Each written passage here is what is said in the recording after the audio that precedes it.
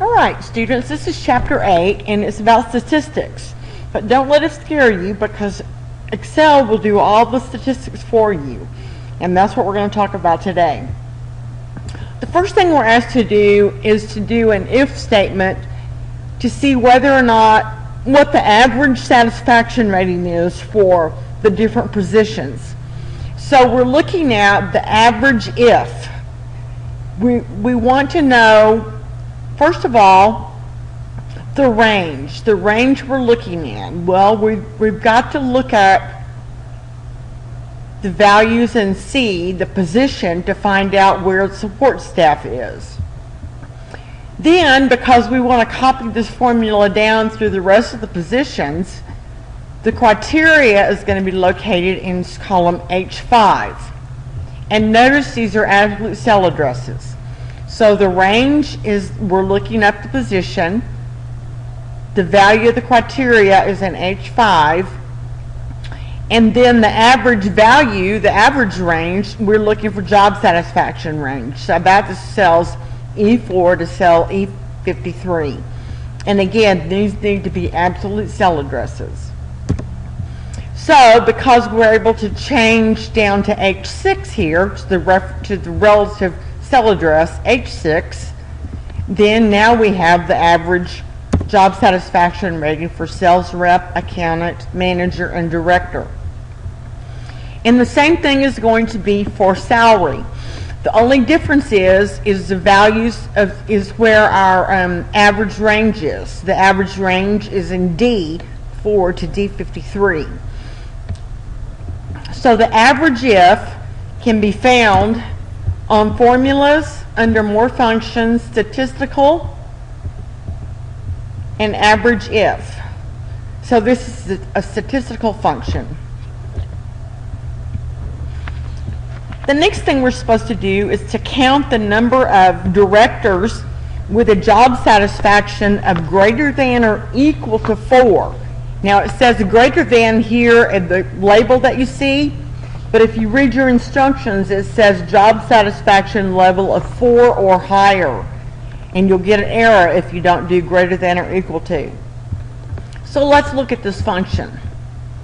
The criteria range is going to be, again, we've got to look for directors. So we're going to use cell C4 to cell C53. The criteria is director. We want directors with a greater than or equal to 4 job satisfaction. The criteria range is going to be in column E, where the job satisfaction is. And the criteria for that is going to be greater than or equal to 4. So we're looking at whether or not we have a director and whether or not we have a job satisfaction greater than or equal to 4. So this is a count ifs function. It's also a statistical function, but we have more than one criteria range, so count ifs. Average salary is the same. Again, the criteria is director and whether or not the job satisfaction rating is greater than or equal to 4. But this time we're averaging the salary range, and that's the average range. So it's average ifs. We have more than one criteria. Managers with greater than a 4 satisfaction is exactly the same, only we're changing this to manager in our count ifs and in our average ifs criteria. Okay, the next thing we need to do is find our salary rank. What this is doing is ranking the salaries according to the spread of all of the salaries. So it's going to take a look at the first salary and compare it to all of the rest of the salaries and come up with the rank of the salary. So let's look at this function. The first number is the first argument of the rank average function is the number. So it's going to be D4, and that number is going to change all the way down as we copied the formula to D5, D6, D7. But we want to reference the entire range from D4 to D53 so that it can rank that one salary and compare it to all the other salaries, and then give it its ranking. And then you're to copy that down the column. The next, we're going to be doing the minimum quartile. In your simulation, it was using quartile.exe, which excludes the minimum of value of 0. But quartile INC includes 0. So they want the minimum quartile here. And what we're looking at is we're looking at the quarters of the salary ranges. And that's what the quartile function does. So looking at the function, the array is the value of the salaries because we're looking for the quartile of the salaries. And the quart is going to be found in H20, starting with the value of 0 and then going through 1, 2, 3, and 4.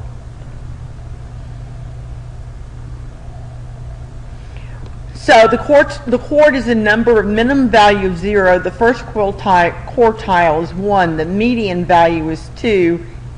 And the third quartile, 3, is equal to 3. The maximum value is 4. So this gives us the quartiles of the salary range that we're looking at. Then in cell I-26, we're supposed to use the Correl function to find a correlation between the salaries and their job satisfaction. How is the ranking between a person's salary and their job satisfaction, how do they correlate?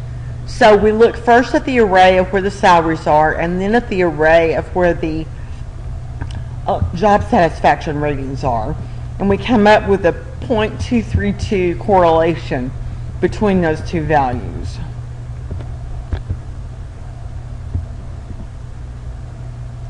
Then what we need to do is go to, if you haven't already entered the data analysis add-in, then you need to do that.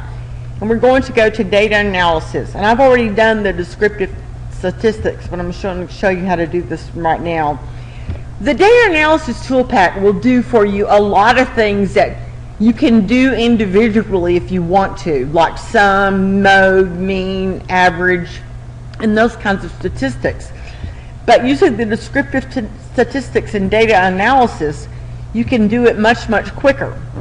So the input range is going to be D4 to D53. We're looking at the salaries.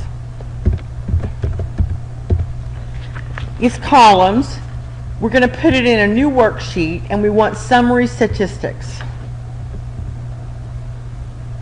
So look what we've got. We've got the mean, the standard error, the median, the mode, the standard deviation, the sample variance between salaries, the minimum, the maximum, the sum, and the count, all with one click on the data analysis toolbar. And you'll do the same thing with your histogram. Build your histogram, follow the directions, the bin range, the input range, and the output range.